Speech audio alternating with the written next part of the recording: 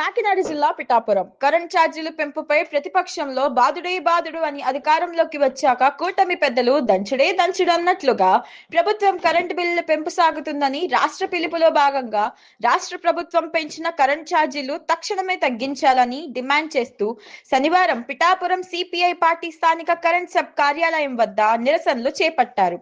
ఈ సందర్భంగా సిపిఐ నాయకులు సాక రామకృష్ణ మీడియాతో మాట్లాడుతూ ఇంటికి తాళం వేసినా కరెంట్ బిల్లు ఆగడం లేదని, ప్రతిపక్షంలో ఉన్నప్పుడు కరెంట్ బిల్లు పెంచబోము తగ్గిస్తామని ప్రజల్ని నమ్మబలికి ఓట్లు వేయించుకున్న కూటమి ప్రభుత్వం గద్దెక్కిన తర్వాత పరిధి లేని కరెంటు పెంపుతో ప్రజల్ని ఉక్కిరిబిక్కిరి చేస్తున్నారని, రాజమౌళి సినిమాలో గ్రాఫిక్స్ చూపిస్తున్నట్లుగా ఆంధ్రప్రదేశ్ రాష్ట్ర పాలనని ప్రజలకు చూపిస్తున్నారని ఆయన మండిపడ్డారు.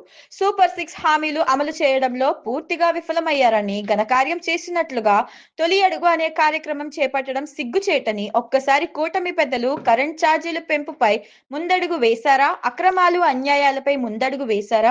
నిత్యావసర ధరలు పెంచివేసి ముందడుగు వేశారా? రవాణా రైల్వే భూ కబ్జాలు పెంచి ముందడుగు వేశారా అని సమాధానం చెప్పాలని ఆయన ఎదవేశారు.